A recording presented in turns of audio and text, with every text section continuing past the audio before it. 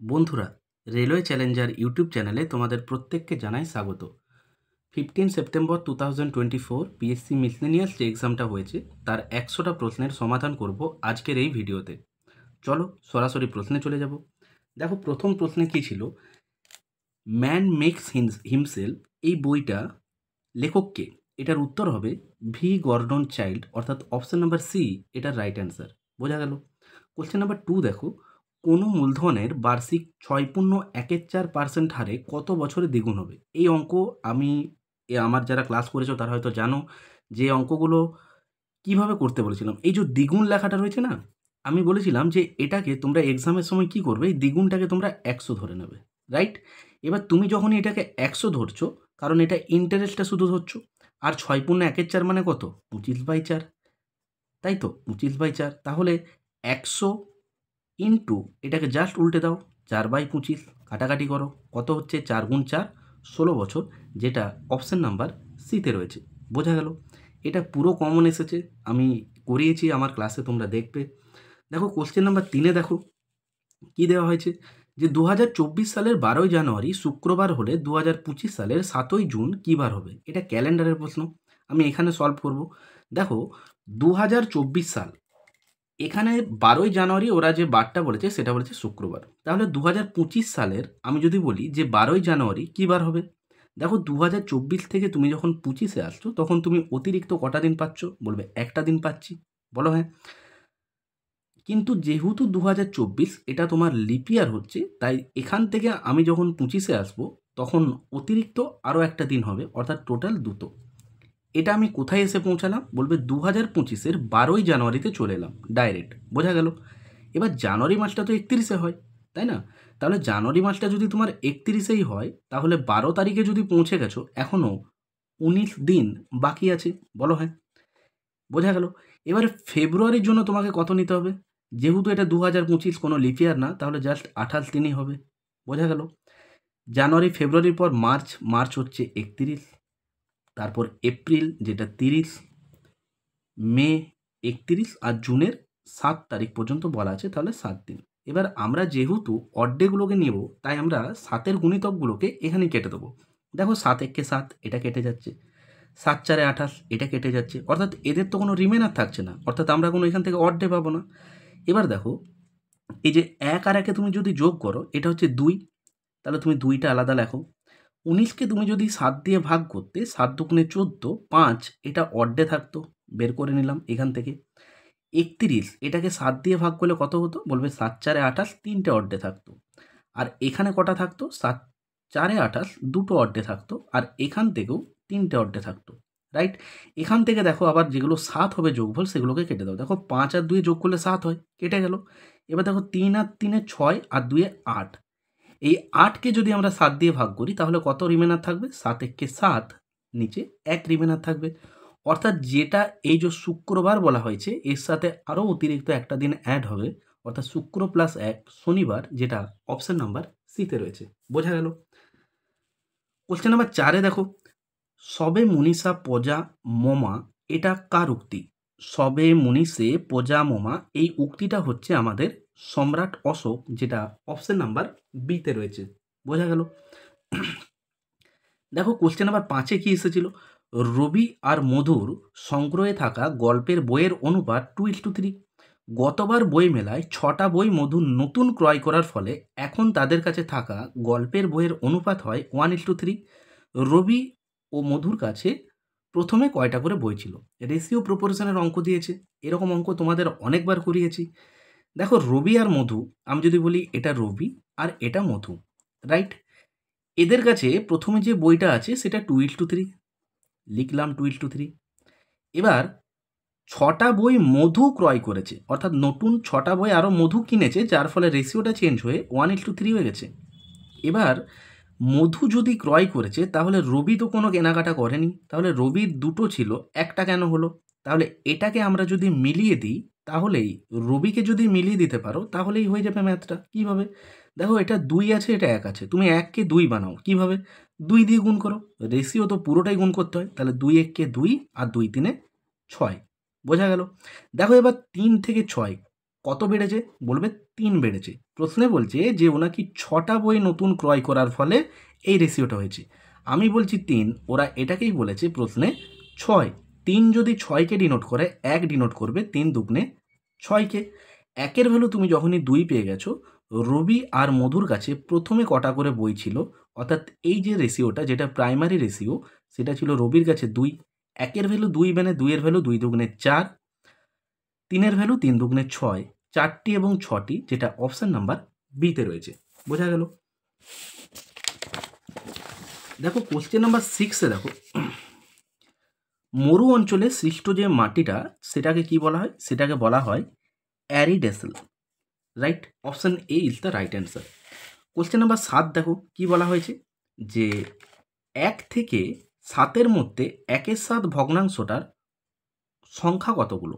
অর্থাৎ তোমাকে দেওয়া হয়েছে প্রশ্নে যে 1 থেকে ধরো 7 আছে, 1 থেকে 7, এই যে 1 থেকে 7 এর মধ্যে 7/11 এই যে ফ্র্যাকশনাল ভ্যালুটা রয়েছে এটা তুমি কতবার পাবে? তো ফার্স্ট অফ অল তোমাকে আমি যদি বলি যে 7/11 এটাকে তুমি যদি ভাগ করতে তাহলে কত পেতে? বলবে দশমিক দিয়ে একটা শূন্য পেতাম, 11 6 66 হতো, 4 0 11 3 33, অর্থাৎ 0.63। এবার তুমি আমাকে বলো যে 0.63 এই ভ্যালুটা 1-এর থেকে ছোট না বড়? বলবে 1-এর থেকে ছোট, তাহলে এই একটা তো ভ্যালু পেতাম, রাইট? আর আমি যদি বলি 7কে তুমি যদি 7-এর 11 দিয়ে গুণ করো, 7কে তুমি যদি 7-এর 11 দিয়ে গুণ করো, সরি এই যে 7-এর 11, 7-এর 11, এই 7-এর 11 ফ্র্যাকশনটাকে তুমি যদি 11 দিয়ে গুণ করো তাহলে কিন্তু দেখো তোমার এই 7 পাচ্ছ, অর্থাৎ লাস্ট যে আমরা নাম্বারটা পাবো সেটা হচ্ছে 11, সেটা 11। তাহলে টোটাল আমাদের 11 বার কিন্তু এটা আসা উচিত ছিল, কিন্তু যেহেতু আমাদের প্রশ্নে বলেছে যে 1 থেকে 7-এর মধ্যে, রাইট, 1 থেকে 7-এর মধ্যে, তাহলে এই যে 0.63 এই যে ভ্যালুটা এটা তো একটা মাইনাস যাবে, কারণ এটা তো 1-এর নিচে আছে, আমাদের 1 থেকে 7-এর মধ্যে দরকার। আর যেটা আমি 11 দিয়ে গুণ করলাম এটা তো অলমোস্ট 7-এর থেকে এগিয়ে যাচ্ছে, তাহলে এই ভ্যালুটাও তো লাস্ট ভ্যালু, এটাকেও তোমাকে মাইনাস করতে হবে। অর্থাৎ আমরা বলতে পারবো যে 11 - 2 দ্যাট মিনস 9টা, অর্থাৎ option number C is the right answer. বোঝা গেল? কোশ্চেন নাম্বার 8 দেখো, জৈব বিপর্যয়ের একটা উদাহরণ দাও। আচ্ছা, এই মার্কার দিয়ে সলভ করলে না দেখো কোশ্চেনগুলো পরের পেজে বোঝা যাচ্ছে না, আমি পেনেই করছি। দেখো জৈব বিপর্যয়ের একটা উদাহরণ দিতে বলেছে, এটা হয়তো অনেকেই এই 1984 যেটা ভোপাল গ্যাস দুর্ঘটনা, এটা পরীক্ষাতে খুব দেয়, মিথাইল আইসোসায়ানাইড, তাই না? এটা কিন্তু উত্তর হবে না, যে করেছে এটা ভুল করেছে, এটা উত্তর হবে 2024 কোভিড, যেটা কোভিড-19 হয়েছিল, 2020-তে যে কোভিডের মহামারীটা হয়েছিল, এটা কিন্তু একটা জৈব বিপর্যয়ের উদাহরণ। তাহলে উত্তর হবে অপশন নাম্বার ডি। আর এই ভোপাল গ্যাস দুর্ঘটনায় এটা কিন্তু ম্যাক্সিমাম দেয় মধ্যপ্রদেশের ভোপালে, যেটা একটা ট্যাঙ্ক লিক হয়ে গেছিলো, তাই না? MIC, মিথাইল আইসোসায়ানাইড, এটা কিন্তু পরীক্ষায় খুব দেয়। দেখো লোকটাক হ্রদ, ফেমাস হ্রদ, এটা বারবার আমরা পড়েছি যে এই যে হ্রদ লোকটাক এটা কোথায় আছে? এটা কিন্তু মণিপুরে আছে। Option number A is the right answer. বোঝা গেল? কোশ্চেন নাম্বার 10 দেখো, ভারতে দাক্ষিণাত্য মালভূমির উচ্চতম অংশ কোনটা? দাক্ষিণাত্য মালভূমি যখনই বলবে আমরা সবাই জানি কি উত্তর হবে, বলো? Anamudi is the right answer. এখানে এটা একটু দেখে রাখো, এই যে পূর্বঘাট দেখছো না, পরীক্ষায় একটা খুব প্রশ্ন দেওয়া হয় যে পূর্বঘাট এবং পশ্চিমঘাট পর্বতকে পৃথক করেছে কে? তখন কিন্তু উত্তর হয় নীলগিরি। এটা কিন্তু পরীক্ষার জন্য খুব ইম্পর্ট্যান্ট, এটা কিন্তু পরীক্ষায় দেয়। আমাদের এখানে ছিল দাক্ষিণাত্য মালভূমির উচ্চতম অংশ, যেটা হবে Anamudi. Option A is the right answer.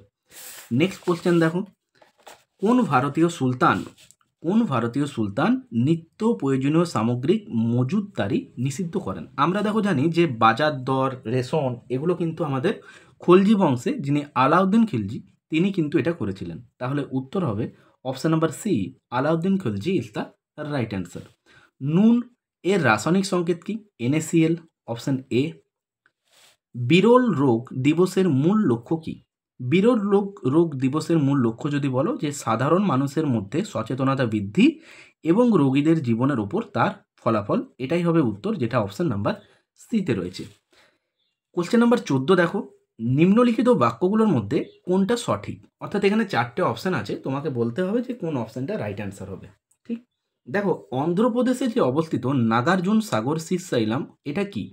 এটা কি একটা ক্ষুদ্র ব্যাঘ্র সংরক্ষণ, নাকি এটা বৃহত্তম, নাকি সর্বপ্রথম, নাকি নবতম ব্যাঘ্র সংরক্ষণ কেন্দ্র? এটা হবে না, অপশন ডি হবে না। এই যে নাগার্জুন, এটা হচ্ছে ভারতের বৃহত্তম ব্যাঘ্র সংরক্ষণ কেন্দ্র, অর্থাৎ option B is the right answer. Project tiger যেটা 1973 হয়েছিল, তাই না? এই সালটা মনে রাখবে, এটা পরীক্ষাতে খুব দেয়। কোশ্চেন নাম্বার 15 দেখো, টাইম অ্যান্ড ওয়ার্কের একটা ম্যাথ দেওয়া হয়েছিল। এ একটা কাজ 9 দিনে করে, বি কাজটা করে 6 দিনে, এবং তাদের সাথে সি এসে যোগ দেওয়ায় মোট 3 দিনে কাজটা সম্পন্ন হয়। সি একা কাজটা কত দিনে করবে? আমি এরকম অঙ্ক তোমাদের কত করিয়েছি বলো? দেখো, অনেক প্রশ্নই কমন এসেছে পরীক্ষাতে। কিভাবে করবে?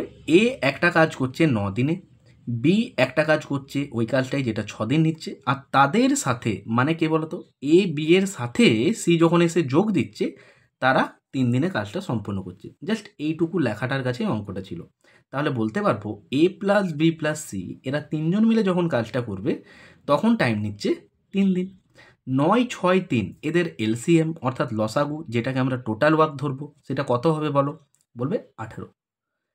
তাহলে 9 দুগুণে 18, 6 3-এ 18, আর 3 6-এ 18। এগুলো কি বেরোলো বলো তো? এফিসিয়েন্সি, যেটাকে আমরা বলি দক্ষতা। অর্থাৎ এ পার ডে 2 ইউনিট কাজ করবে, বি বলবে আমি প্রতিদিন 3 ইউনিট কাজ করব, আর এবিসি যখন একসাথে কাজ করবে তখন ওরা বলবে আমরা 6 ইউনিট কাজ করব। দেখো, পার্টিকুলার এ একা যদি 2 করে, বি যদি একা 3 করে, আর এবিসি মিলে যদি 6 হয়, তাহলে আমি ইজিলি বলতে পারবো যে 2 আর 3 যোগ করলে 5 হয়। এখানে এই যে 1, এটা নিশ্চয়ই সি এর। তাহলে সি এর পার ডে এফিসিয়েন্সি অর্থাৎ প্রত্যেক দিনের দক্ষতা 1 ইউনিট করে করার, তাই না? তাহলে টোটাল কাজ তো এটা, এটা তো আমাদের টোটাল ওয়ার্ক। তাহলে 18 ইউনিট কাজ করতে জানতে চেয়েছিল সি একা কাজটা সম্পন্ন করতে কতদিন টাইম লাগাবে। তাহলে 18 ইউনিট কাজ, সি বলছে আমি 1 ইউনিট করেই কাজ করি, তাহলে 18 দিনে টাইম লাগবে, যেটা অপশন নাম্বার ডিতে রয়েছে। বোঝা গেল?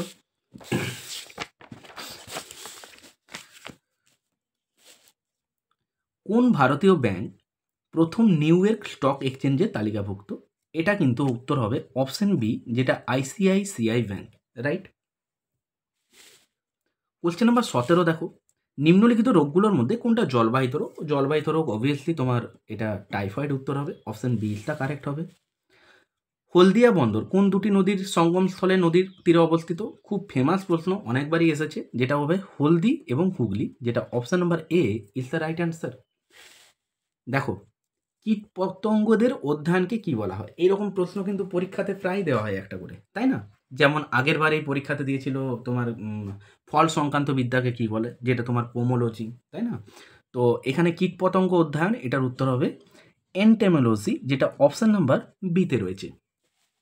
এটা দেখো যে ভলগা থেকে গঙ্গা এই গ্রন্থটার লেখককে, এটা হবে Rahul Sankrityayan. Rahul Sankrityayan. Option D is the right answer.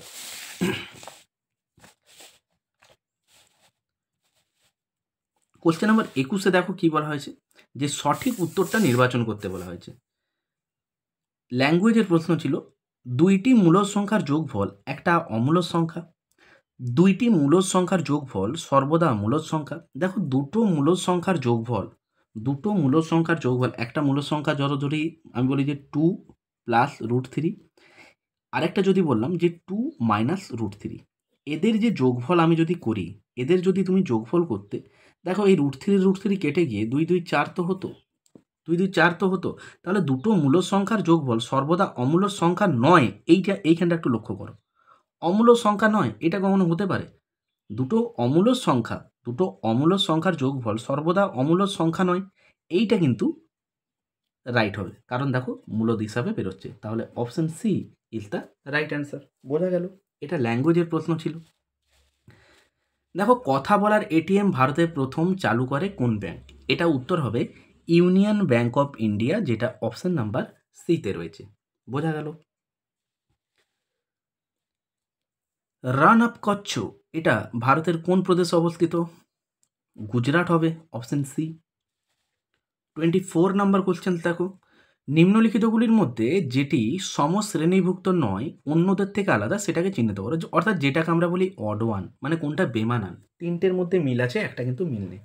দেখো খাইবার, বোলান, গোমাল এগুলো কিন্তু একটা পাস, আর গঙ্গোত্রী হিমবাহ থেকে গোমুখ বলেছি না, গোমুখ, তাহলে এটা আলাদা হবে, যেটা অপশান নাম্বার ডিতে রয়েছে, রাইট। কোশ্চেন নাম্বার 25 দেখো, এদের মধ্যে কোন রাজা সকল উত্তর পথনাথ এই উপাধিটা গ্রহণ করেছিলেন? দেখো এই প্রশ্নটার উত্তর হবে option number B, Harshavardhan is the right answer. সকল উত্তর পথনাথ এটা বলা হয় আমাদের হর্ষবর্ধনকে। যদি পরীক্ষায় প্রশ্ন দিত যে সকল দক্ষিণা পথনাথ, দক্ষিণা পথনাথ, ঠিক আছে, এই সকল দক্ষিণ পথনাথ যদি বলা হতো, তখন কিন্তু উত্তর হবে, মনে রাখবে, দ্বিতীয় পুলকেশী। এটা মনে রেখে দাও, দ্বিতীয় পুলকেশী। এটা সকল উত্তর পথনাথ বললে হর্ষবর্ধন, আর যদি সকল দক্ষিণা পথনাথ বলা হয় কাকে, তখন বলবে দ্বিতীয় পুলকেশীকে বলা হয়, রাইট। এটার উত্তর তাহলে হবে option number B is the right answer.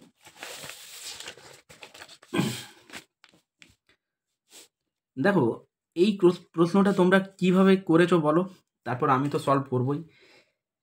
এই যে সিরিজটা, এটা সম্পূর্ণ করতে বলা হয়েছে, যেটাকে আমরা বলি নাম্বার সিরিজ, রাইট। তো দেখো 5,7,8 সেমিকোলেন, 6,8,12 সেমিকোলেন, 7,9 কোশ্চেন মার্ক। দেখো এটা কিন্তু অনেকে এইভাবে হয়তো সলভ করেছো, যে 5 থেকে এখানে 6 1 বেড়েছে, 6 থেকে 7 1 বেড়েছে, তাই তো, 7 থেকে 8 1 বেড়েছে, 8 থেকে 9 1 বেড়েছে, তারপর অনেকে হয়তো এটা ভেবেছো তাহলে যে 8 থেকে 12 4 বেড়েছে, তাহলে এখানে 12-র সাথেও আমি 4 যোগ করবো, দিয়ে বলবে 16 উত্তর। না, এটা কিন্তু আমি উত্তর করতে পারছি না। কেন পাচ্ছি না? কারণ দেখো এখানে যদি কমা, এটা যদি কন্টিনিউয়াসলি থাকতো, তাহলে আমি 16 উত্তর করার চিন্তা ভাবনা করতে পারতাম। বাট এখানে যেহেতু সেমিকোলন দেওয়া রয়েছে, দ্যাট মিনস এখানে সিরিজটা এসে স্টপ হচ্ছে, আবার এখানে সিরিজটা এসে স্টপ হচ্ছে, রাইট। অর্থাৎ দুটো নাম্বার থেকে 8 কোনো না কোনোভাবে আসছে, এই দুটো নাম্বার থেকে 12 কোনো না কোনোভাবে আসছে, সেম অ্যাজ 7 আর 9 থেকে এখানে কত আসবে, যেটাই কোশ্চেন মার্ক। বোঝাতে পারলাম? তাহলে এখানে 16 এটা কোন হিসাবে উত্তর হবে তুমিই বলো, কারণ এখানে সেমিকোলন, দ্যাট মিনস এটাকে স্টপ করা হচ্ছে। আমি যদি বলি যে 5 থেকে 7 থেকে 8 এটা কি করে এসেছে, দেখো 5 আর 7 তুমি যদি গুণ করো, তাহলে বলবে 5 7 হয় 35, বলো হ্যাঁ। এই 3 আর 5 যদি এদের ইউনিটগুলোকে তুমি যোগ করতে, দেখো 5 আর 3 যোগ করলে হয় 8, যেটা কিন্তু এখানে রয়েছে। বোঝা গেল? এবার তুমি এইটা আর দেখো না, কারণ তুমি অলমোস্ট সেমিকোলনে পৌঁছে গেছো। এবার তুমি আবার দেখো 6 8 12 এটা একটা আলাদা সিরিজ, তাই না? তাহলে 6 আর 8 তুমি যদি গুণ করতে, 6 আর 8 গুণ করলে কত হয়, বলবে 48 হয়। এবার এই 4 আর 8 এদের ইউনিটগুলোকে তুমি যদি যোগ করো, ডিজিটগুলোকে, দেখো 8 আর 4 যোগ করলে কিন্তু 12 হয়, যেটা এখানে রয়েছে। বোঝা গেল? তাহলে এই 7 আর 9 যেটা রয়েছে, তুমি যদি এদেরকেও গুণ করো, তাহলে 7 9 কত হবে, বলবে 63 হবে। আর 6 আর 3 এর ডিজিটটাকে যোগ করে দাও, যেটা হবে তোমার 9। তাই উত্তর আমি বলবো যে এটার অপশন ডি হওয়া উচিত, 9 ইজ দ্য রাইট অ্যান্সার। দেখো আমি যেগুলো করছি এগুলো সম্ভাব্য উত্তর। এবার আমার হিসেবে মনে হয়েছে যে এটা এইভাবেই করা উচিত, তাই আমি এটার অপশন ডিকে সিলেক্ট করলাম 9। এবার পিএসসি অফিসিয়ালিভাবে যখন অ্যান্সার কি পাবলিশ করবে, তখন তোমরা উত্তরগুলো মিলিয়ে নিও, রাইট। মুভ করছি পরের প্রশ্নে। দেখো মাস এবং তারিখ অনুযায়ী সঠিকটা মেলাও, এটা করার জন্য তোমার পার্টিকুলার এই ডেটগুলো সম্পর্কে আইডিয়া থাকতে হবে, রাইট। দেখো 7ই মে দিয়েছে বিশ্ব স্বাস্থ্য দিবস, যেটাকে আমরা ইংলিশে বলি WHO, ওয়ার্ল্ড হেলথ অর্গানাইজেশন, কিন্তু এটা 7 মে না, এটা হয় 7ই এপ্রিল। তাহলে অপশান এ এটা ভুল, এটা ভুল। ওরা বলেছে সঠিকটা মেলাতে। এবার এটা আমি জানি না, কিন্তু 5ই জুন বিশ্ব পরিবেশ দিবস হয়, সমুদ্র দিবস হয় না, তাহলে অপশান সি উত্তর হবে না। বিশ্ব শিশু শ্রম বিরোধী দিবস এটা 12ই জুন হয়, তাহলে এটা অপশান ডিটাও হবে না। তাহলে 17ই মে বিশ্ব টেলি যোগাযোগ দিবস, এটা উত্তর। বোঝা গেল? ভারতের পিটসবার্গ এটা পরীক্ষায় কতবার এসেছে বলো? অর্থাৎ এগুলো তোমার নিকনেম, তাই না? নিকনেমের একটা সিরিজ থেকে প্রশ্ন দেওয়া হয়েছে। ভারতের পিটসবার্গ কাকে বলা হয়, ভারতের রুলো কাকে বলা হয়, তাই না? এশিয়ার রোম কাকে বলা হয়, সেম অ্যাজ এখানে দিয়েছে ভারতের পিটসবার্গ, যেটার উত্তর হবে option number D, Jamshedpur is the right answer. Question number 29 দেখো, বলছে কোষের নিম্নলিখিত অংশগুলি, যেটা কোষাণু বা কোষের অঙ্গগুলো, এর মধ্যে কোনটা শুধুমাত্র উদ্ভিদ কোষ? ব্যাস এই জায়গাটার দিকে লক্ষ্য রাখবো, উদ্ভিদ কোষ। উদ্ভিদ কোষে কি হয় গো? প্লাস্টিড হয় না। Option D is the right answer. দেখো এই বই থেকে কিন্তু প্রশ্ন ভালো দিয়েছিল যে আই হ্যাভ এ ড্রিম উক্তিটা কোন নাগরিক অধিকার আন্দোলনের নেতার, তাই না? এটা হবে মার্টিন লুথার কিং এই যে junior, Martin Luther king junior. এই উক্তিগুলো খুব দিয়েছিল পরীক্ষাতে পিএসসি এবারে। নেক্সট কোশ্চেন দেখো, কোশ্চেন নাম্বার 31, বলা হচ্ছে ধর্মচক্র প্রবর্তন কি? মনে পড়ে সেই গৌতম বুদ্ধের ধর্মচক্রের বাণী প্রচার, তাই না, যেটাকে আমরা ধর্মচক্র প্রবর্তন বলি। মহাভ্রনিষ্কমন, যেটাকে গৌতম বুদ্ধের গৃহত্যাগ করাকে বলি, তাই না। তাহলে ধর্মচক্র প্রবর্তন যেটা উত্তর হওয়া উচিত অপশন নাম্বার সি, এই যে নির্বাণ লাভের পর সারনাথ, তাই না, বাণী প্রচার করেছিলেন, গৌতম বুদ্ধের সর্বপ্রথম ধর্মপ্রচার। তাহলে এটার উত্তর অপশন সি হওয়া উচিত কোশ্চেন নাম্বার 31-এর। কোশ্চেন নাম্বার 32 দেখো, ভারতের বায়ুসেনাদের আদর্শ কি? এটা হবে গৌরবের সঙ্গে আকাশস্পর্শ। গৌরবের সঙ্গে আকাশস্পর্শ, option A is the right answer. দেখো, কোন মহিলা প্রথম আটলান্টিক মহাসাগরের ওপর দিয়ে একা বিমান উড়িয়ে নিয়ে গেছেন? এটা অপশন বি হবে এমিলিয়া ইয়ারহার্ট, রাইট। বিমান বন্দরবিহীন দেশ মানে কি? যে দেশে বিমান বন্দরই নেই, সেটার উত্তর হবে এই মোনাকো, তারপর স্যান মেরিনো, অ্যান্ডেরা, এগুলো সবগুলোই উত্তর। এইটা একটু লক্ষ্য রাখতে হবে যে ওপরের সবকটি, all of the above. Question number 35-এ দেখো, যে যখন 9টা 15 বাজছে তখন ঘন্টার মিনিটের কাঁটা কত ডিগ্রি কোণ তৈরি করবে? দেখো, পরীক্ষাতে আমাদের এই সমস্ত জিনিসগুলো একটু অন দ্যাট মুমেন্ট আমাদের এগুলো ভাবা উচিত। দেখো, আমরা জানি যে 30h - 11m/2 বা যেটা 60h মাইনাস তোমরা করো, তো এই ফর্মুলাতেও তো এটা হয়। বাট আমি যদি বলি যে এটা ধরো একটা ঘড়ি, এটা ধরে নাও একটা ঘড়ি। এবার 9টা মানে নিশ্চয়ই এইখানটা, আর 15-র কাঁটাটা এখানে থাকে, এটা 12, এটা 6, তাই তো। তাহলে 9টা মানে কাঁটাটা ধরো সাপোজ এখানে আছে, 15 মানে কোথায় থাকবে, মিনিটের কাঁটাটা এখানে আছে। ওরা বলেছে কত ডিগ্রি কোণ তৈরি করবে, রাইট। এবার এখান থেকে তুমি যখন এই জায়গাটা দেখছো, তুমি বলো এটা কত ডিগ্রি কোণ হচ্ছে, এটা কত ডিগ্রি কোণ হচ্ছে? আমরা জানি যে এক সরল কোণ মানে হচ্ছে 180 ডিগ্রি। তাহলে আমাদের এখানে অ্যাকচুয়ালি যদি এটাকে সলভ করো দেখবে এটা দশমিকে উত্তর আসবে। বাট আমাদের অপশন ওয়াইজ যেহেতু নিয়ারেস্ট অপশন 180 ডিগ্রি আছে, তাই আমি উত্তর করব option number D is the right answer. বোঝা গেল? দেখো, সর্দার সরোবর বাঁধ এটা কোন নদীর উপর? এটা নর্মদা নদীর উপরে, তাই না। নর্মদা নদীর উপরে সর্দার সরোবর বাঁধ অবস্থিত। অমরকণ্টক থেকে নর্মদা নদীর উৎপত্তি হয়েছে, এগুলো একটু মনে রাখবে। দুটি দেশের জাতীয় সঙ্গীতের রচনাকার, এটা তো Rabindranath Thakur, option B is the right answer. 1 থেকে 100 অবধি স্বাভাবিক সংখ্যার যোগফল কত? তাই না, 1 থেকে 100 অবধি স্বাভাবিক সংখ্যার যোগফল কত? দেখো, আমরা জানি যে পরপর অর্থাৎ 1 + 2 + 3 + 4 এইভাবে ধরো 100 পর্যন্ত আমি যদি যোগ করি, যেটাকে আমরা বলি যে ফর্মুলাটা হয় সেটা হচ্ছে n × n + 1/2। তা আমরা পরীক্ষাতে এত কিছু করবো না, তোমাদেরকে বলেছিলাম যে এই ক্ষেত্রে কি করবে, ডাইরেক্ট এই লাস্ট টার্মটাকে লিখবে, তার সাথে 1 যোগ করবে, তবেই তো n + 1, 101/2। দেখো, এটা 50, 50 দিয়ে 101কে গুণ, 50 1কে 50, আবার 50 1কে 50, মানে অপশন বি হবে উত্তর, যেটা 50 50 অপশন নাম্বার বিতে রয়েছে। বোঝা গেল? কোশ্চেন নাম্বার 39 দেখো, মিতা আর অরুণ প্রথমে 700 টাকা এবং 900 টাকা নিয়ে একটা ব্যবসা শুরু করলো, রাইট। 4 মাস পর মিতা আরও 500 টাকা যোগ করলো, অরুণ একই সময়ে 300 টাকা তুলে নিল। বছরের শেষে 1720 টাকা লাভ হলে মিতা এবং অরুণের লাভ কত ছিল? দেখো, এই যে অঙ্কটা দিয়েছে এটা প্রফিট অ্যান্ড লসের ম্যাথ। তো এই প্রফিট লসের যে ম্যাথগুলো হয় একটাই ফর্মুলার উপরে দাঁড়িয়ে আছে, সেটা হচ্ছে profit equal to investment into কিন্তু টাইম, রাইট। এইটার উপরেই কিন্তু সব ম্যাথগুলো দাঁড়িয়ে আছে। বোঝা গেল? দেখো, এখানে মিতা আছে আর অরুণ আছে, তাহলে আমি বলবো মিতা, আর একজনকে অরুণ। মিতা 700 টাকা নিয়ে এসছে আর অরুণ 900 টাকা নিয়ে এসছে, তাই তো। 4 মাস পর মিতা আরও 500 টাকা যোগ করলো। 4 মাসে মিতা কত ইনকাম করলো, প্রফিট করলো? ইনভেস্টমেন্ট ইন্টু টাইম, অর্থাৎ 7 × 4 = 28, দুটো শূন্য, তাই তো। আবার 4 মাস পর মিতা বলছে 500 টাকা অ্যাড করলো, তাহলে 700 টাকাটা আছেই, ও আরও 500 অ্যাড করলো, দ্যাট মিনস টোটাল ওর কাছে এখন 1200 টাকা হলো। দেখো, 12 মাসের 1 বছর হয়, তাহলে বছরের শেষে যখন লাভ করছে তার মানে 4 মাস হয়ে গেছে, এখনও 8 মাস যদি টাকাটা খাটে, তাহলে 8 আর 4 যোগ হয়ে 12 মাস, অর্থাৎ 1 বছর পূর্ণ হবে। এখানে যেহেতু বছর কত বছর বলা নেই, তাই আমরা 1 বছরের ক্যালকুলেশন করছি, রাইট? তাহলে এখানে 4 মাস হয়েছে, আমাকে আরও 8 মাস নিতে হবে। 8 12 96 আর দুটো শূন্য, তাই তো? তাহলে মিতার টোটাল প্রফিট দেখো এই 2800 আর 9600, দুটো ভ্যালুকে যোগ করলে কত হবে? 0 0 14 9 2 11কে 12, অর্থাৎ 12,400 টাকা। এটা কার হলো? মিতার। এটা হলো টোটাল প্রফিট, বলো হ্যাঁ। অরুণ দেখো 900 টাকা ব্যবসায় বিনিয়োগ করেছে। 4 মাস পর যখন মিতা 500 টাকা যোগ করলো, অরুণ একই সময়ে, দ্যাট মিন্স ওরও টাকাটা 4 মাস আগে কেটেছে। ওর 4 মাসে অরুণ কত খাটিয়েছে? 4 9 36, দুটো শূন্য, 3,600 টাকা। অরুণ 300 টাকা তুলে নিয়েছে, তাহলে 900 টাকা ছিল, 300 টাকা তুলে নিয়েছে, মানে 600 টাকা ওর আছে এখন, যেটা কত মাস খাটবে? বলবে 8 মাস খাটবে। তাহলে 8 48, দুটো শূন্য, 84, 8,400। এবার এটা অরুণের হলো টোটাল প্রফিট, বোঝা গেল? আমি যদি এটাকে একটু রেশিওতে নিই তাহলে ছোট হবে ভ্যালুটা, দুটো শূন্য দুটো শূন্য।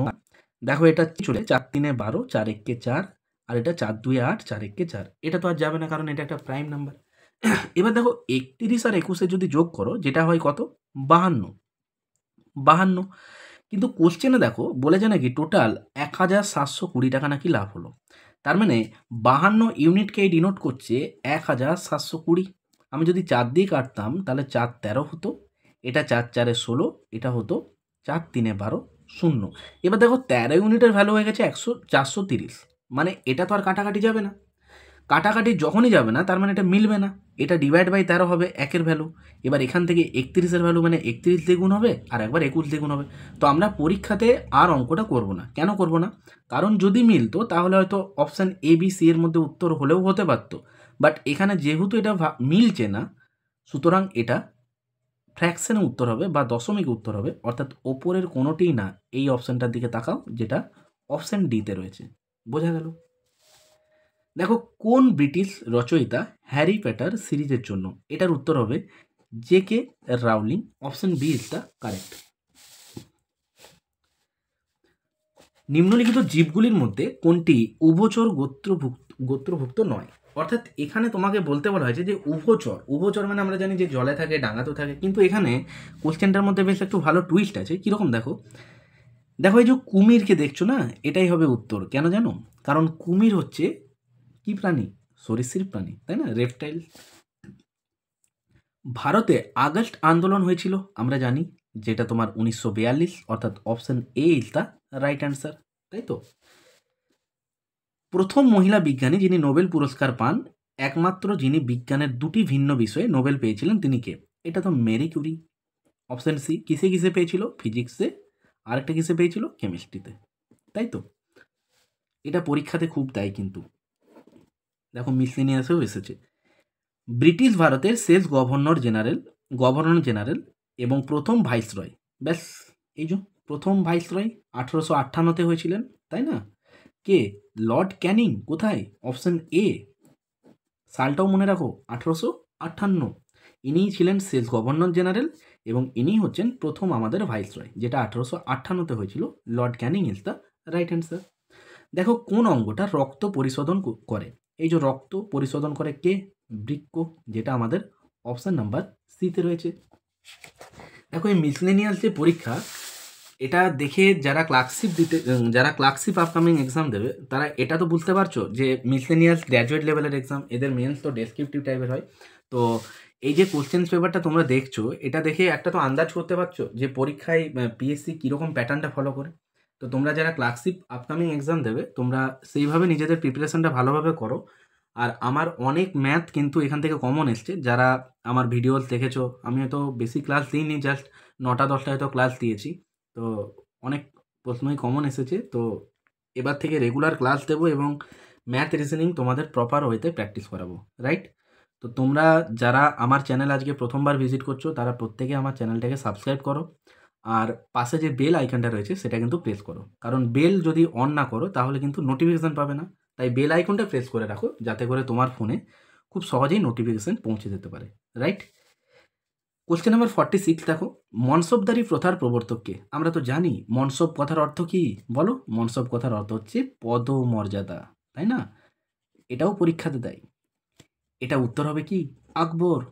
তাই না? এখান থেকে আরও একটা প্রশ্ন খুব ভিভিআই জানো, যেটা হচ্ছে দিন-ই ইলাহি, যেটা 1582-তে হয়েছিল, যেটা আকবর, তাই না?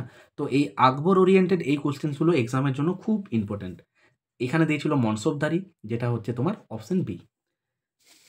কোশ্চেন নাম্বার 47 দেখো, ভারতের সর্বোচ্চ বাঁধ কি?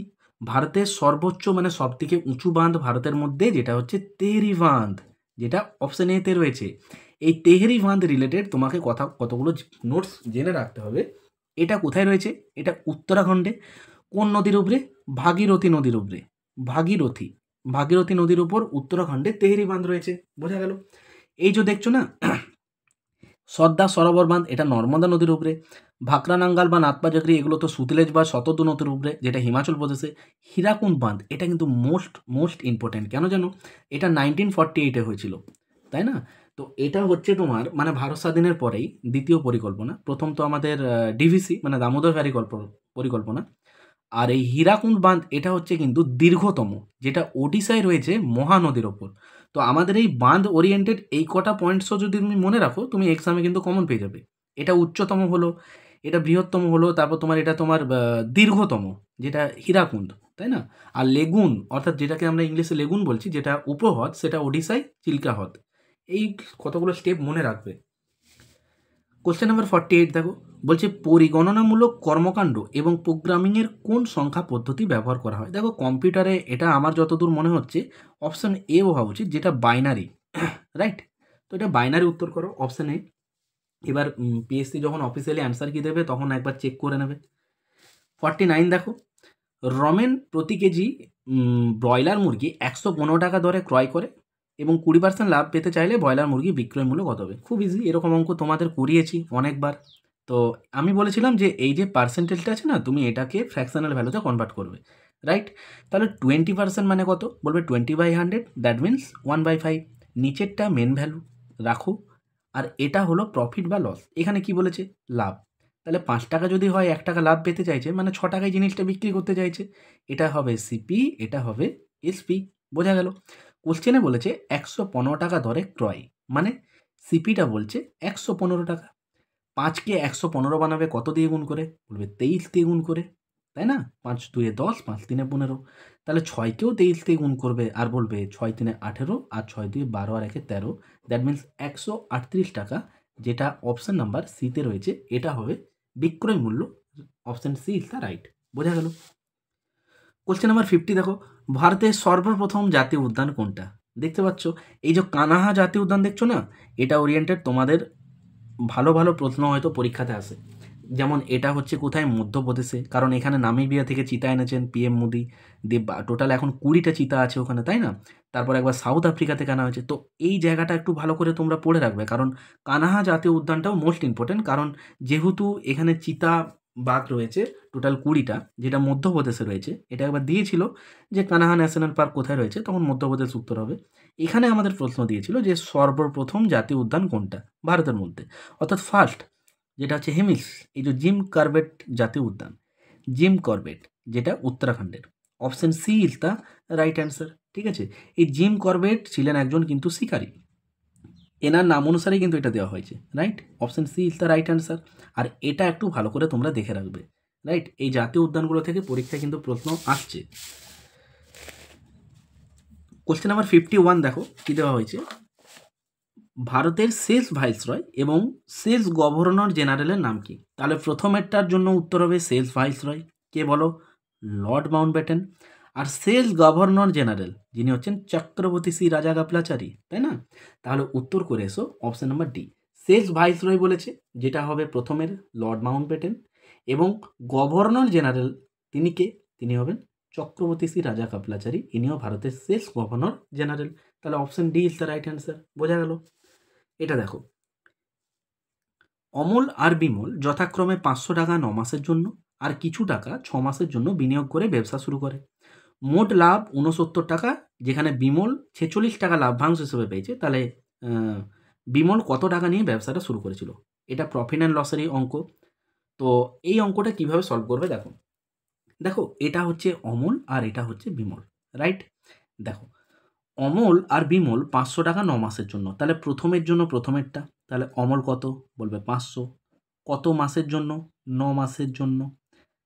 বিমল কিছু টাকা, তাহলে বিমল টাকাটা কত আনবে সেটা আমরা জানি না, ধরে নাও এক্স টাকা, সেটা ক মাসের জন্য? 6 মাসের জন্য, রাইট?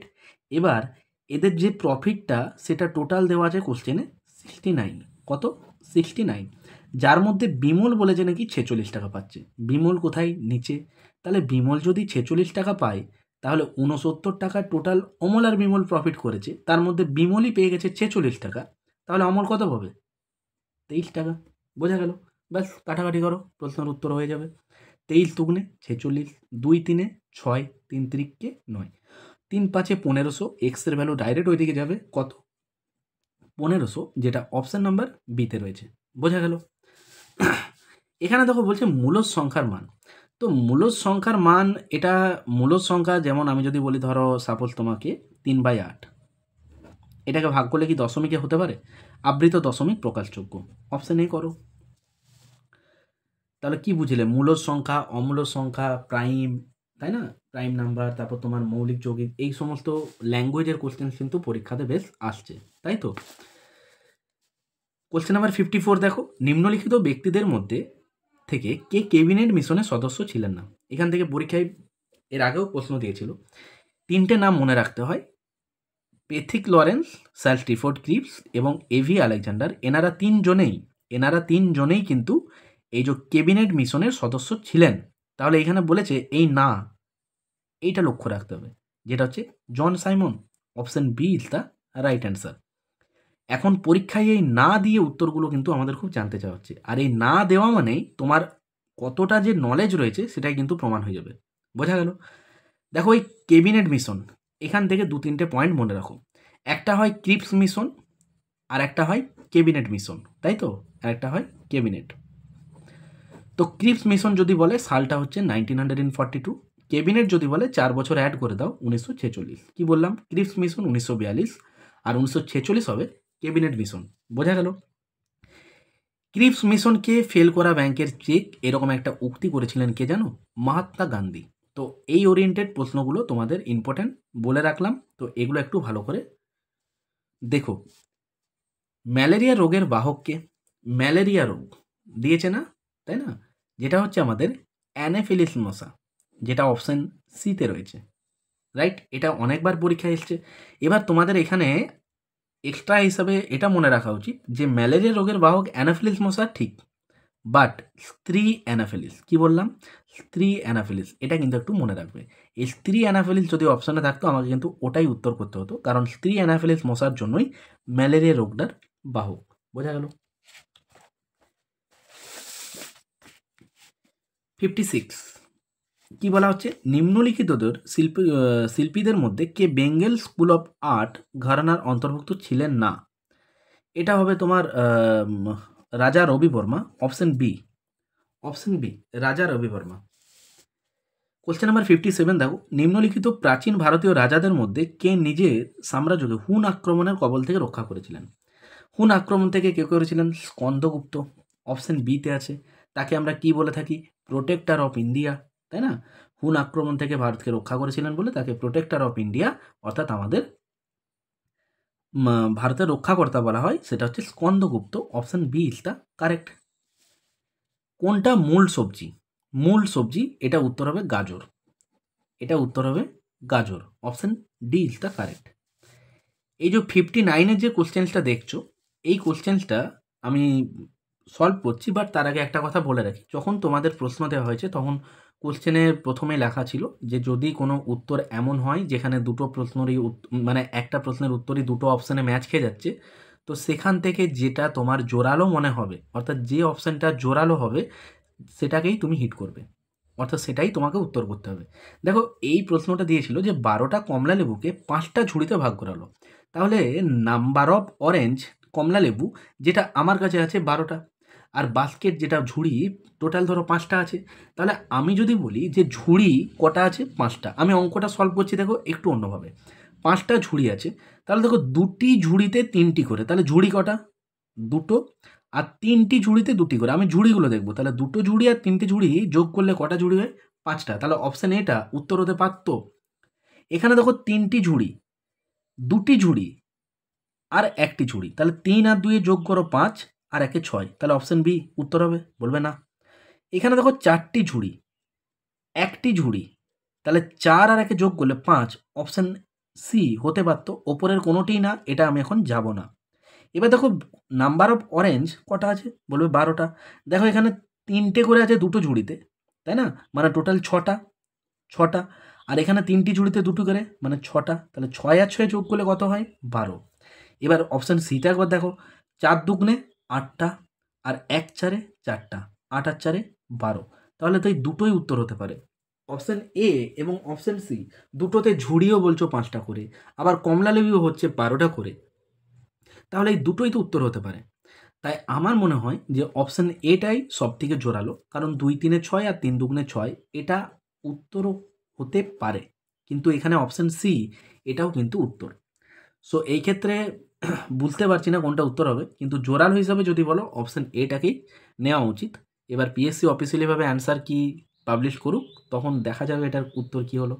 এখন অপশান এ এটাকেই জোরালো মনে হলো, তাই উত্তর এ করলাম। রাইট। কোশ্চেন নাম্বার 60-এ দেখো, মাউন্ট এভারেস্টের শীর্ষে প্রথম মহিলা পর্বতারোহী কে? দেখো এই যে বাচেন্দ্রী পাল রয়েছে, এই জায়গাটাতেই তো কনফিউজ করে, তাই না। অপশন এতে দেখো বাচেন্দ্রী পাল দিয়েছে, এটা যে করেছে ভুল করেছে, এটা উত্তর হবেই না। কেন হবে না জানো? কারণ আমাদের এই প্রশ্নে যখন কিছু বলে দেওয়া থাকবে না যে মাউন্ট এভারেস্টের শীর্ষে প্রথম মহিলা পর্বতারোহী, এখানে বলে দেওয়া আছে বিশ্বের না ভারতের, বলে দেওয়া নেই।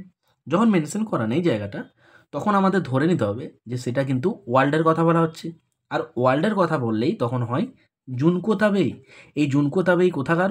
ইনি হচ্ছেন জাপানের।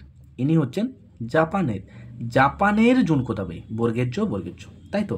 তাহলে জাপানের জুনকো তাবেই ওয়ার্ল্ডের মধ্যে প্রথম মহিলা যিনি মাউন্ট এভারেস্টে পর্বতারোহী। বোঝা গেল? এবার তাহলে বলে বাচেন্দ্রী পাল, একে অপশান এতে কেন দেওয়া হয়েছে? ইয়েস, যদি এখানে দেওয়া থাকতো ভারতের প্রথম মহিলা মাউন্ট এভারেস্ট আরোহণকারী, তার নাম কি, তখন কিন্তু উত্তর হতো বাচেন্দ্রী পাল। বোঝা গেল? তাহলে দেখো এই অপশানটা এটাও জোরালো, বুঝতে পারলে? তাই এটা এখানে দিয়েছে, আমাদের এগুলো একটু মনে রাখতে হবে।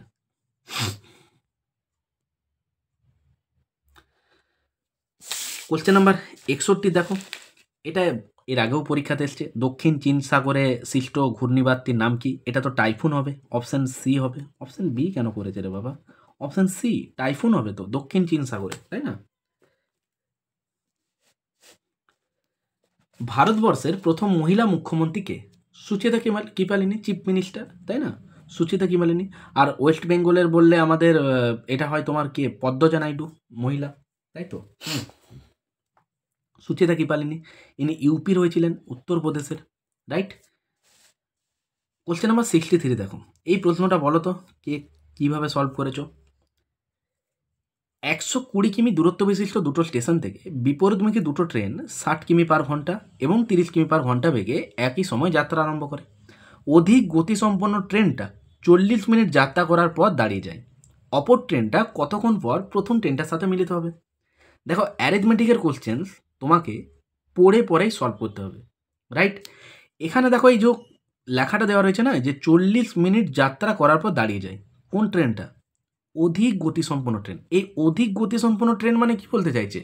যে ট্রেনটার স্পিড বেশি, যেটা ফাস্টার ট্রেন। তাহলে দেখো 120 মিটার ধরে নাও, এই ডিস্টেন্সটা টোটাল 120, এটা কিলোমিটার।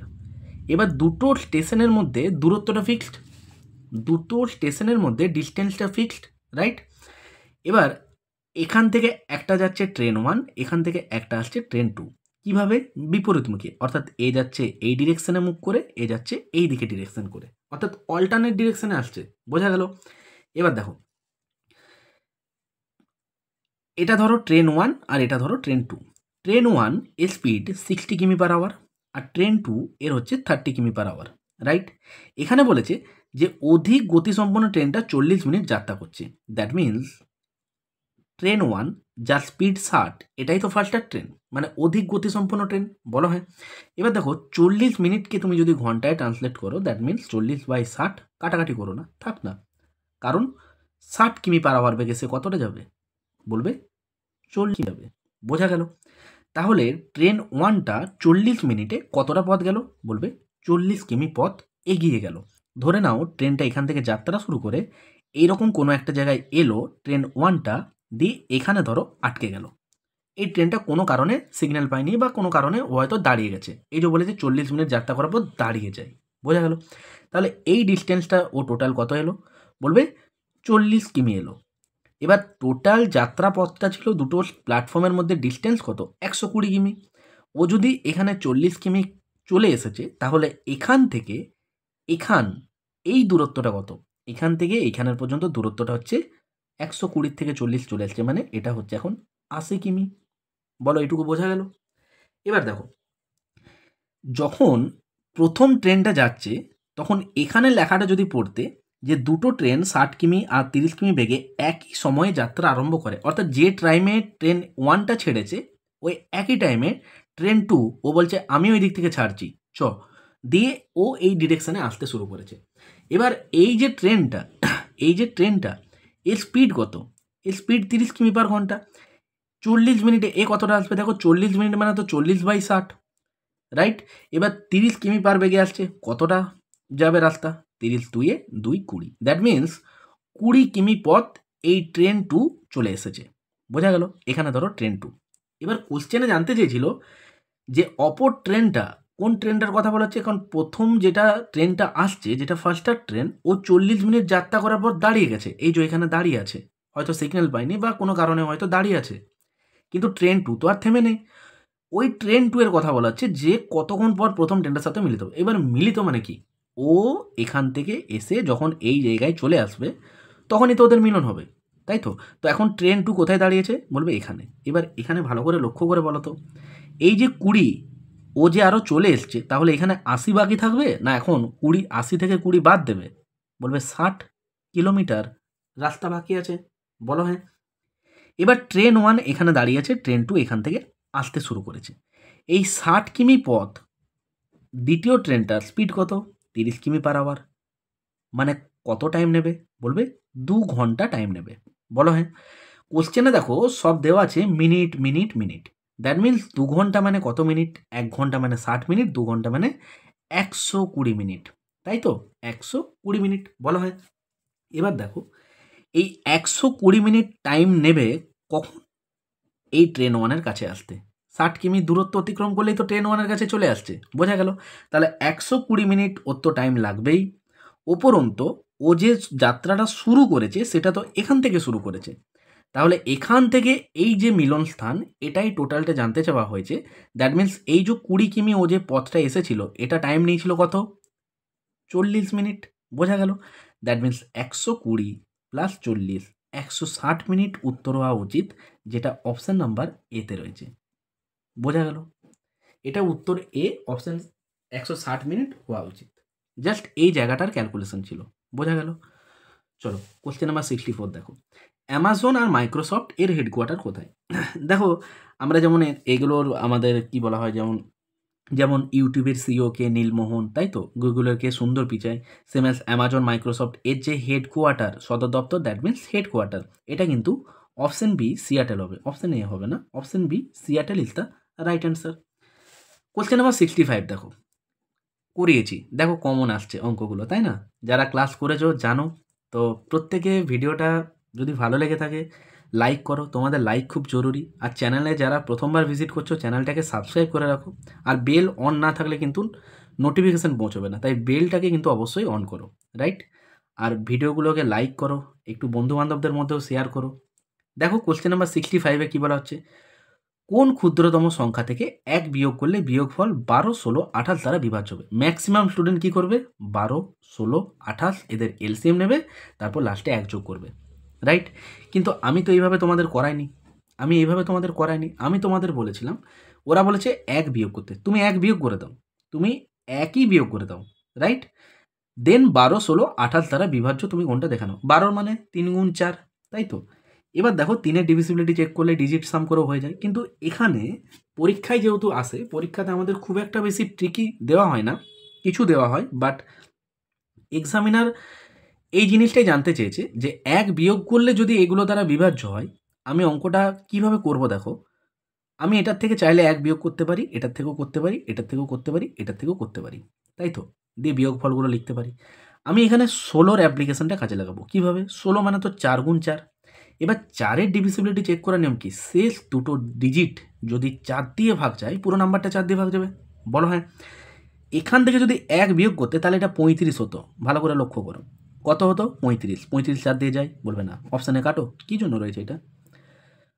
35 থেকে যদি 1 বিয়োগ হতো, আমার অ্যাকচুয়ালি 1 বিয়োগ হলে তো এটা 3 3 4 334 হতো। আমি শেষ দুটো ডিজিটকে দেখছি, রাইট? তাহলে 35 থেকে 1 বিয়োগ হওয়া মানে কত? 34। 4 দিয়ে যায়, কাটো। 72 থেকে 1 বিয়োগ হওয়া মানে 71, যাই 4 দিয়ে, কাটো। 37 থেকে 1 বিয়োগ হলে 36, 4 9 36। Option D is the correct. বোঝা গেল? এইভাবে এক্সাম অ্যাপ্রোচে ম্যাথগুলোকে সলভ করতে হবে, রাইট? কোশ্চেন নাম্বার 66 দেখো, নিম্নলিখিত পদার্থগুলোর মধ্যে কোনটা ধাতু নয়? দেখো, পারদ, জিঙ্ক, তামা এগুলো সব ধাতু, বাট সালফারটা কোনো ধাতু না। পারদকে তোমার এইচজি, মার্কারি এগুলো কিন্তু বলা হয়, ঠিক আছে? মার্কারি, এগুলো মনে রাখো। বাতাসে কোন গ্যাস সর্বাধিক পরিমাণে পাওয়া যায়? বাতাসে যে গ্যাসটা সর্বাধিক পাওয়া যায় সেটা হচ্ছে নাইট্রোজেন। আমরা সবাই জানি যে নাইট্রোজেন বাতাসে সব থেকে বেশি পাওয়া যায়। যদি বিরল গ্যাস বলতো, তখন কিন্তু উত্তর হয় আর্গন। সর্বাধিক থাকে বাতাসে বিরল গ্যাসের মধ্যে। আর নাইট্রোজেনটা থাকে কত না, 77.98% কাছে। ওই অ্যাপ্রক্স নিয়ারেস্ট বলতে গেলে আমি বলবো যে 78%, তাই তো? তারপর তোমার অক্সিজেন, তারপর হচ্ছে কার্বন ডাইঅক্সাইড 0.03% ওই কার্বনটা থাকে। তো অপশান সি নাইট্রোজেন, এই প্রশ্নটা রাইট অ্যান্সার, রাইট? দেখো, নিকোলা টেসলা কী ধরনের তড়িৎ বা বিজলি আবিষ্কারক ছিলেন? ইনি তো AC circuit. Option A is the correct. 171 সংখ্যা কি? আমি যখনই সংখ্যাটা দেখবো, আমি উত্তরগুলো দেখার আগে একবার ডিজিটটা সাম করে দেখি তো। দেখো, 1 আর সাথে 8 আর 1 9, কী বুঝলে? 9। ডিজিট যদি যোগ করে 9 হয়, তার মানে তো 3 দিয়েও যাবে, 9 দিয়েও যাবে। বোঝা গেল? তাহলে যে সংখ্যাকে 1 এবং সেই সংখ্যা ছাড়াও অন্য সংখ্যা দিয়ে ভাগ করা যায়, তাকে আমরা কি বলি?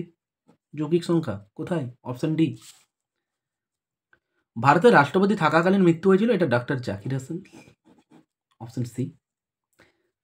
সর্বকনিষ্ঠ রাষ্ট্রপতি মনে রাখবে নীলাম সঞ্জীব রেড্ডি। অপশন ডি, ঠিক আছে? এটা নীলাম সঞ্জীব রেড্ডি সর্বকনিষ্ঠ রাষ্ট্রপতি। আর জাকির হোসেন হচ্ছে পদে থাকাকালীন প্রথম মৃত্যু ঘটেছিল, doctor Zakir Hossain. Question number 71 দেখো, ব্রাজিলের আমাজন অববাহিকা যে জলবায়ু অঞ্চল, এটা নিরক্ষীয় অঞ্চল হবে, যেটা অপশন সিতে রয়েছে। দেখো, ট্রেনের আরও একটা অঙ্ক দেওয়া হয়েছে। নিজ যাত্রাপথ ঘন্টায় 72 কিমি বেগে গতিশীল একটা ট্রেনের 120 মিটার লম্বা একটা প্ল্যাটফর্ম অতিক্রম করতে কত টাইম লাগবে যখন ট্রেনটার দৈর্ঘ্য 80 মিটার? তো দেখো, কোনো একটা ট্রেন যখন কোনো প্ল্যাটফর্মকে ওভারটেক করে, দ্যাট মিনস ট্রেন নিজে যাবে, ওর লেন্থ প্লাস প্ল্যাটফর্মের লেন্থটাও যাবে। 120 মিটার লম্বা একটা প্ল্যাটফর্ম আর 80 মিটার দৈর্ঘ্য যদি ট্রেন হয়, তাহলে 80 আর 120 যোগ করো। আমি তোমাদের এই অঙ্ক করিয়েছি, দেখো পুরো কমন এসেছে, পুরো কমন এসেছে, অনেক অঙ্ক কমন এসছে। আমি তোমাদের মাত্র 9-10টা ক্লাস করিয়েছি, ম্যাক্সিমাম অনেক অনেক ম্যাথই কমন এসছে। 80 আর 120 যদি যোগ করো কত হবে? বলবে 200। এটা কি গো? মিটার। উত্তর কিছু জানতে চেয়েছে, বলবে সেকেন্ডে। বলো হ্যাঁ। তাহলে 72 কিমি এটাকে কি করবে? সেকেন্ডে ট্রান্সলেট করতে হবে। তাহলে 72 গুণ 5/18, এই 5/18, 18/5, এটাও কীভাবে এসেছে আমি ক্লাসে এর ডিটেলস পুরো অ্যানালাইসিস করেছিলাম। 18 4 72, 4 5 20, এটা কি? Metre per second. তাহলে 200 মিটার যেতে পার সেকেন্ডে যদি ও 20 মিটার পথ যায়, 200 মিটার যেতে ওর নিশ্চয়ই 10 সেকেন্ড টাইম লাগবে, যেটা অপশন নাম্বার ডিতে রয়েছে। বোঝা গেল? কি উত্তর করেছে এগুলো? কার রাজসভার অন্যতম শ্রেষ্ঠ সঙ্গীতজ্ঞ ছিলেন? তানসেন। তানসেন রিলেটেড কোশ্চেন কিন্তু পরীক্ষায় খুব আসে, বলো। দেখো, তানসেন ছিলেন আকবর, আকবরের রাজসভার শ্রেষ্ঠ সঙ্গীতজ্ঞ তানসেন। বোঝা গেল? এই তানসেনের আসল নাম কিন্তু মনে রাখবে রামতনু পান্ডে। রামতনু পান্ডে। বোঝা গেল? এগুলো কিন্তু খুব ইম্পর্টেন্ট নোটস, এগুলো মনে রাখো, পরীক্ষায় আসে এগুলো, রাইট? বল্লাল সেন, দেখো এদিকে, বল্লাল সেন বাংলায় কৌলিন্য প্রথার প্রবর্তক ছিলেন, ঠিক আছে? এগুলো কিন্তু দেয় পরীক্ষায়। কোশ্চেন নাম্বার 74 দেখো, কোনো একটা সংখ্যার একক স্থানীয় অঙ্ক এবং দশক স্থানীয় অঙ্কের যোগফল নয়। দেখো, এটাও করেছি, দেখবে এটাও কমন এসেছে। কোনো একটা সংখ্যার একক স্থানীয় অঙ্কের দশক স্থানীয় অঙ্কের যোগফল নয়, অঙ্কদ্বয়ের স্থান পরিবর্তন করলে পূর্বের এবং বর্তমান সংখ্যাটার অন্তর যেটা হচ্ছে 9, সংখ্যাটা কত? দেখো, হয়তো নাম্বারগুলো না মিলতে পারে, বাট পুরো টাইপ কমন চলে এসেছে। বলো, আর এই অঙ্ক আমি করিয়েছি তোমাদের, দেখবে কমন এসেছে অনেক অঙ্কই। দেখো দুটো সংখ্যার একটা এমন, এই যে option A B C D রয়েছে, এই অঙ্কগুলো অপশান টেস্ট করা সবথেকে বেস্ট। দেখো স্থানীয় অঙ্কদ্বয় যোগফল হবে 9, দেখো 7 আর 2 যোগফল 9, 8 আর 1 9, 5 আর 4 9, 6 আর 3 9। তাহলে এখান থেকে কোনো ক্লু আমরা পেলাম না, এখান থেকে আমরা কোনো অপশান এলিমিনেট করতে পেলাম না, রাইট? ফার্স্ট ক্লুতে। এবার দেখো অঙ্কদ্বয়ের স্থান পরিবর্তন, অঙ্কদ্বয় মানে কি, যেটা 72 আছে না সেটাকে বলছে যদি তুমি 27 করো, যেটা 18 আছে সেটাকে যদি 81 করো, জাস্ট এটা রিভার্স হবে, রাইট? তখন বলছে পূর্বের আর বর্তমান সংখ্যাদের অন্তর হবে 9। দেখো 72 আর 27 কত বড় ডিস্টেন্স দেখেই বোঝাচ্ছে। 18 উল্টে দিলে 81, এটাও হবে না। দেখো 63 উল্টে দিলে হয় 36, হবে না। একমাত্র 54 আর এটা রিভার্স করলে হয় 45, যাদের বিয়োগ ফলটা হচ্ছে 9, অন্তর বলেছিল 9, দ্যাট মিনস বিয়োগ 9। উত্তর করে এসো, option number C is the right answer. বোঝা গেল? কোশ্চেন নাম্বার 75 দেখো, ভারতের সেনাবাহিনীর সর্বোচ্চ সামরিক পদ কোনটা? রাইট? এখান থেকে ভারতের সর্বোচ্চ সামরিক, অসামরিক এগুলো কিন্তু পরীক্ষায় খুব দেওয়া হয়, রাইট? দেখো সেনাবাহিনীর সর্বোচ্চ পদ যদি বলা হয়, উত্তর করবে পরমবীর চক্র, রাইট? এই অভিনব বর্তমানের যে ঘটনাটা হয়েছিল ওটা মনে রাখবে। পরমবীর চক্র সেনাবাহিনীর সর্বোচ্চ সামরিক পদ, যেটা হচ্ছে অপশন নাম্বার এতে রয়েছে। কোশ্চেন নাম্বার 76 দেখো, রমেশবাবু প্রজ্ঞানন্দ একজন বিখ্যাত ভারতীয় কোন খেলোয়াড়? দেখো রমেশবাবু প্রজ্ঞানন্দ, আমরা হয়তো যখন এটাগুলোকে কারেন্ট অ্যাফেয়ারে পড়েছি, কীভাবে পড়েছি, আর প্রজ্ঞানন্দ, তাই না? তিনি একজন কে, দাবা খেলোয়াড়, চেস প্লেয়ার, তাই না? Option number C is the right answer. Ramcharit কে রচনা করেছেন? রামচরিত কে রচনা করেছেন?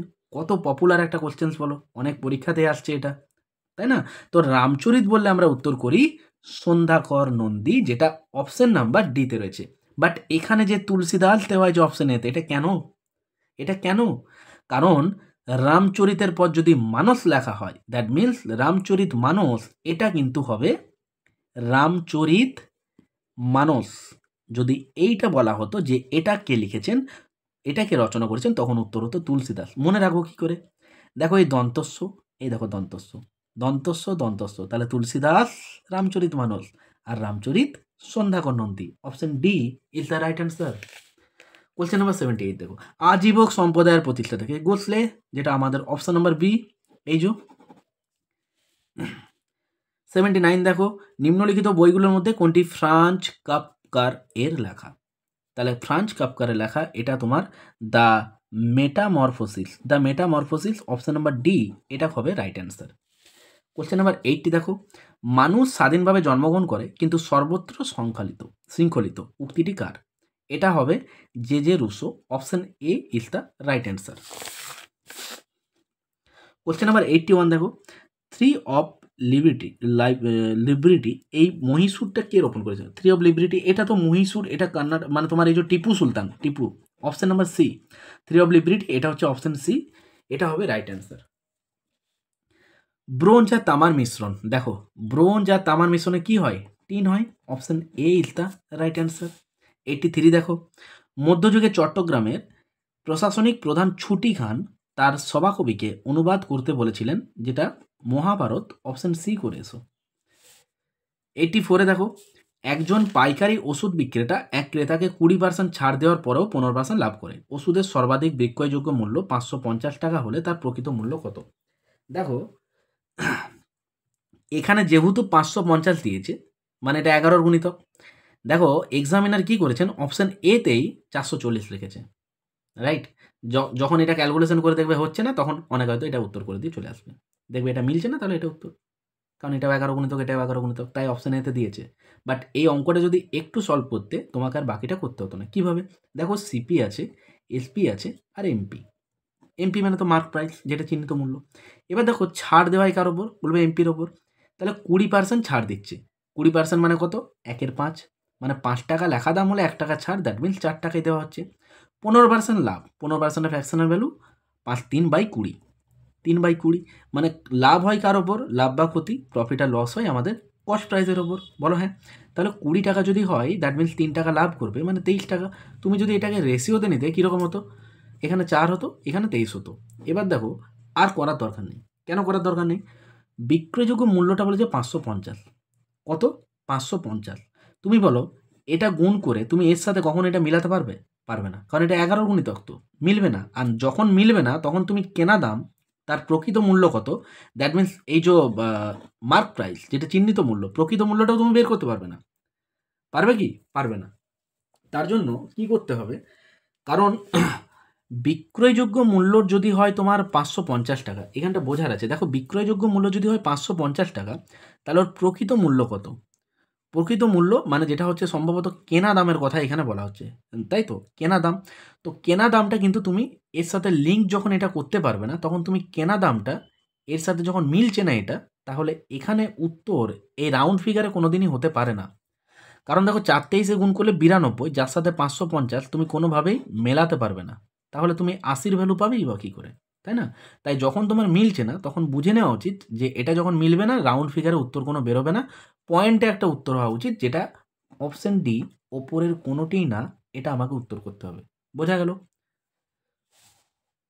কোশ্চেন নাম্বার 85 দেখো, নিম্নলিখিত ভারতীয় প্রধানমন্ত্রীদের মধ্যে কে সব থেকে বেশি দিন? এটা জওহরলাল নেহরু। ঠিক আছে, এই জওহরলাল নেহরু রিলেটেড একটা বই মনে রেখে দাও, the discover of India. The discover of India, এটা কিন্তু জওহরলাল নেহরুরই লেখা, এগুলো একটু মনে রাখবে। মনমোহন সিং, যিনি আমাদের প্রধানমন্ত্রী ছিলেন, কিন্তু এই মনমোহন সিং রিলেটেড একটা কোশ্চেন মনে রেখে দাও, ইনি কিন্তু আরবিআই এখানকার গভর্নর ছিলেন। ঠিক আছে, আরবিআইয়ের গভর্নর ছিলেন।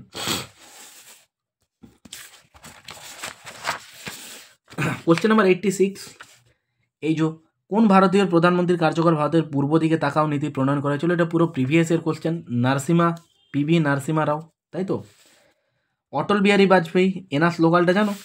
দেখো, জয় জওয়ান জয় কিষান, এটা বলেছিল কিন্তু লাল বাহাদুর শাস্ত্রী। কে বলেছিল?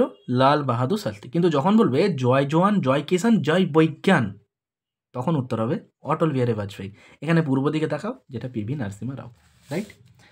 দেখো, সঠিক উত্তরটা নির্বাচন করতে পেরেছে, এটা একটু ট্রিকি ছিল।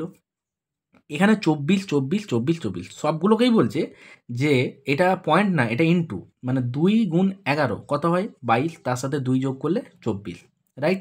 এবার দেখো, এখানেও দেখো 2 10-এ 20, তার সাথে 4 যোগ করলে 24। এখানে দেখো 2 12 24, 24-এর সাথে 0 যোগ করলে 24, আর এখানে 2 9 18 6 24। তাহলে তুমি উত্তর কী করে করবে? আমি যদি বলি তোমাকে যে 12, এটা মানে কত? বলবে 2 গুণ 6 যোগ 0। এবার আমি এখানে লিখলাম 24, তাহলে বলতে পারি 2 গুণ 12 প্লাস 0। কি বুঝলে? এই যে ভ্যালুটা, এই যে ভ্যালুটা, এটা তো তোমার কি 12 মানে কি? এটা 12 ধরো, এটা 12, একে তুমি যখন 2 দিয়ে ভাগ করছো, 2 6 12, এটা 0 হচ্ছে। দ্যাট মিন্স এটা ভাজ্য, এটা ভাজক, এটা ভাগফল, আর এটা কি? ভাগশেষ। এখানে কোনো ভাগশেষই থাকছে না। এবার তুমি এখানে লিঙ্ক করো, দেখো এটার থেকে এটা বড়, এটার থেকেও এটা বড়। দেখো, সবগুলোর ক্ষেত্রেই ওটা রয়েছে, রাইট? কিন্তু তুমি যদি রিমেনারের ক্ষেত্রে লক্ষ্য করো, দেখো এখান থেকে এটা বড়, এখান থেকে এটাও বড়, রাইট? এখান থেকে এটা বড়। দেখো, এখান থেকে তুমি যদি এবার লক্ষ্য করো যে এই ভ্যালুটার থেকে এই যে 2, যেটা আমরা বলছি ভাজক, এটা দেখো বড়, এটার থেকেও দেখো এটা বড়, লিঙ্ক করছি। তাহলে দেখো, এটা দেখো ইকুয়াল আছে, এটা দেখো ছোট আছে, এটা দেখো ছোট আছে, একমাত্র এটা বড় আছে। তাই আমি বলতে পারবো যে অপশন সি, এই ইকুয়েশনটাই কারেক্ট। বোঝা গেল? এটা একটু ট্রিকি ছিল। ভারতের প্রথম সংবাদপত্র কোনটা? কি হবে বলো? বেঙ্গল গাজেট হবে। ভিভিআই কোশ্চেন, এটা দেখো মিসলেনিয়াসে দিয়েও দিয়েছে বেঙ্গল গাজেট। আর মিনাতো ডাকবল, এটা হচ্ছে আমাদের বাংলার যদি বলতো, রাইট? দেখো, গ্রেট ব্যারিয়ার রিফ অস্ট্রিয়া কেন হবে? এটা তো অস্ট্রেলিয়া, যেটা অপশন সিতে আছে। গ্রেট ব্যারিয়ার রিফ কোথায়? অস্ট্রেলিয়াতে তো। দেখো, নিম্নলিখিত ব্যক্তিদের মধ্যে কে কখনো ভারতীয় জাতীয় কংগ্রেসের সম্মেলনে অধিবেশনে সভাপতিত্ব করেননি? লক্ষ্য করছো? করেননি, তার মানে যারা করেছেন তাদেরকে তোমাদের জানতে হবে, তবে তুমি না উত্তরটা করতে পারবে। এখন এই না দিয়ে উত্তরগুলো আমাদের খুব দিচ্ছে, রাইট? তো দেখো, দাদাভাই নৌরাজি 1886 কলকাতা অধিবেশনে সভাপতিত্ব করেছেন। উমেশচন্দ্র ব্যানার্জি খুব দায়ী পরীক্ষায় 1885 বোম্বে অধিবেশনে প্রথম জাতীয় কংগ্রেসের সভাপতি ছিলেন। প্রথম মুসলিম জাতীয় কংগ্রেসের সভাপতি ছিলেন বায়রুদ্দিন তৈয়বজি, তাই না? সুভাষচন্দ্র বোস দুবার হয়েছেন, একবার হয়েছেন 1938-এ কেপিতে দিয়েছিল কলকাতা পুলিশ 2023 কনস্টেবল এক্সামে। কি দিয়েছিল এই সুভাষচন্দ্র বোস? এই কংগ্রেস অধিবেশন। এখান থেকে প্রশ্ন দেয়, সব পরীক্ষাতেই প্রশ্ন দেওয়া হয়। দেখো 1938-এ যেটা হয়েছিল হরিপুরা অধিবেশন, আর আরেকবার হয়েছিল 1939, এটা হয়েছিল ত্রিপুরা, রাইট। তাহলে এখানে কে হয়নি বলো তো? এই যে বিজি তিলক, মানে Balgangadhar Tilak. Option C is the right answer. দেখো মারাঠার কেশরী পত্রিকার সম্পাদক কিন্তু ছিলেন বালগঙ্গাধর তিলক, যেটা পুনেতে রাখা আছে, রাইট। এগুলো একটু মনে রাখো। আর 10টা প্রশ্ন, 90টা দেখতে দেখতে হয়ে গেল। কোশ্চেন নাম্বার 91, দেখো দেখো একটা বাগানে 127টা চারা গাছ খেয়ে বাগানগুলিতে যতগুলি সারি আছে প্রত্যেকটা সারিতে ততগুলি গাছ লাগানোর পর দেখা গেল যে 6টা গাছ অতিরিক্ত হলো। তো বাগানটিতে কতগুলি সারি আছে? অতিরিক্ত বলেছে না, মানে এক্সট্রা। তাহলে 127 থেকে তুমি যদি 6 বাদ দিতে কত হতো? 121। বলছে যটা গাছ ততগুলোই সারি, এক্সট্রা গাছ এক্সট্রা সারি, যেটা 121। দ্যাট মিনস এক্স স্কোয়ার, এটাই 121। এত কিছু করতেই হবে না, বুঝতেই পারছো এটা 11 square. Option C is the right answer. বোঝা গেল? এটা হবে না, যে করেছে ভুল করেছে।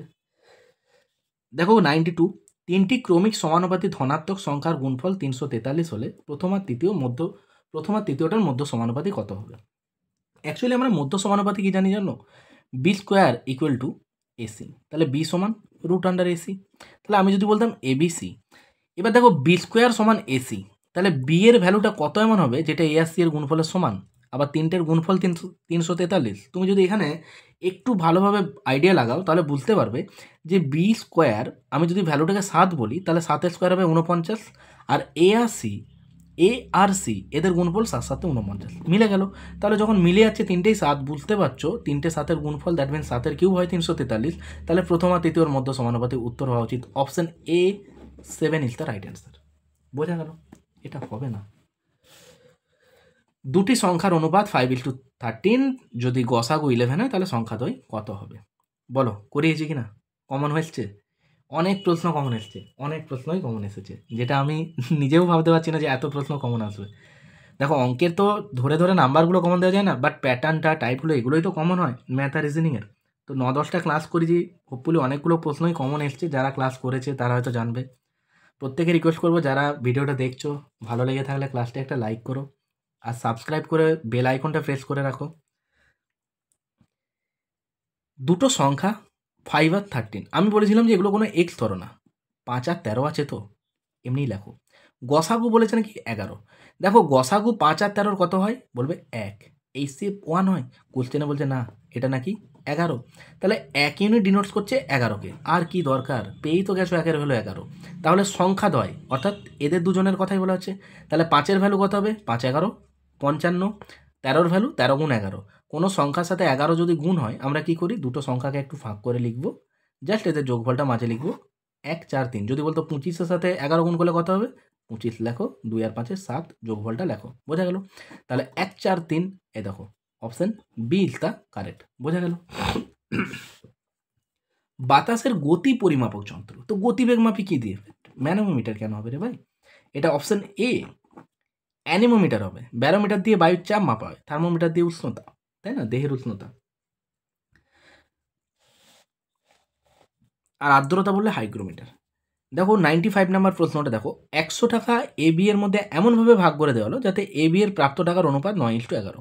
তাহলে এ আছে আর বি আছে, এ 9 বি 11, তাই তো?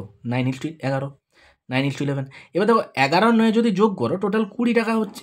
কোশ্চেনে বলছে না এটা 100 টাকা, তাহলে 20 ইউনিট ডিনোট করছে 100 টাকাকে, 1 ইউনিট ডিনোট করবে 5 টাকাকে। বোঝা গেল? এ বি এর প্রাপ্ত টাকা, প্রাপ্ত মানে এই রেশিওটাই। তাহলে 1-এর ভ্যালু 5 মানে 9-এর ভ্যালু 5 9 45, 11-র value 11 5 55। Option B is the right answer. প্রথম কাগজ কল কোথায় হয়েছিল? শ্রীরামপুর, হরিকোটা। অপশন বি, এটা প্রিভিয়াস ইয়ারে এসেছে এর আগেও। দেখো ব্রিটিশ ভারতের সুপ্রিম কোর্টের প্রথম ব্রিটিশ প্রধান বিচারপতি কে ছিলেন? এটা স্যার এলিজা হাম্পে।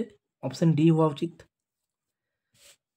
কোন আইপিএস অফিসার জীবনের ঘটনার উপর ভিত্তি করে 12 ফেল, খুব ফেমাস তাই না? Manoj Kumar Sharma. Option A is the right answer. আমি বিপ্লব ও আমি বিপ্লবকে ধ্বংস করেছি উক্তিটা কার? এটা হবে Napoleon Bonaparte. Napoleon Bonaparte. Option B. দেখো ভারতের মহাকাশ কর্মসূচির জনককে, এটা সতীশ ধাওয়ান কেন হবে? এটা বিক্রম সারাভাই। অপশন সি হবে। বিক্রম সারাভাই কোথায় আছে? কেরালা তিরুবনন্তপুরম, ঠিক আছে। আর সতীশ ধাওয়ান অন্ধ্রপ্রদেশের শ্রীহরিকোটা। আর এস সোমনাথ হচ্ছেন ইসরো চেয়ারপারসন, ঠিক আছে, ইন্ডিয়ান স্পেস রিসার্চ অর্গানাইজেশন। এই জিনিসগুলো না খুব ইম্পর্ট্যান্ট, কেন জানো? কারণ দেখো রিসেন্ট চন্দ্রযান 3 গেছে, তারপর আদিত্য L1 যেটা সূর্যে গেছে। তো দক্ষিণ আমাদের কী নাম চাঁদে, দক্ষিণ ভারতের চাঁদে যাওয়া প্রথম আমাদের কিন্তু ভারত হয়েছে। তো এখান থেকে প্রশ্ন পরীক্ষাতে খুব দেয়। তো ইসরোর এই এস সোমনাথ ইনি চেয়ারপারসন, এগুলো দেখবে। সতীশ ধাওয়ান যেটা অন্ধ্রপ্রদেশের শ্রীহরিকোটা, বিক্রম সারাভাই কেরালা তিরুবনন্তপুরম। তো ভারতের মহাকাশ কর্মসূচির জনক Vikram Sarabhai, option C is the right answer. 100টা প্রশ্ন সমাধান করলাম। কেমন লাগলো ক্লাসটা কমেন্টে জানিও। তোমাদের নিজেদের পছন্দের যা মতামত কমেন্ট সেকশানে জানাও। আর পিএসসি অফিসিয়ালি অ্যান্সার কি যখন পাবলিশ করবে তোমরা একবার চেক করে নিও। আমি আমার মতন করে কোশ্চেন্সটা সলিউশনস করলাম। ক্লাসটা ভালো লেগে থাকলে ক্লাসে লাইক করো। আর চ্যানেলে যারা প্রথমবার ভিজিট করছো চ্যানেলটাকে সাবস্ক্রাইব করে রাখো। আর বেলটা অবশ্যই অন করবে, কারণ বেল অন না করলে নোটিফিকেশান যাবে না। তাই বেল আইকনটা অন করো, তাহলে তোমার ফোনে নোটিফিকেশান পৌঁছে যাবে। ভালো থেকো, ভালোভাবে পড়াশোনা করো।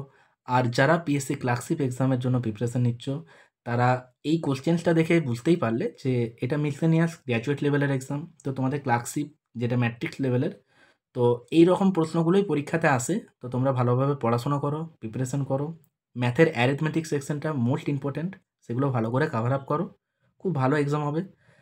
ভালো থেকো, টাটা।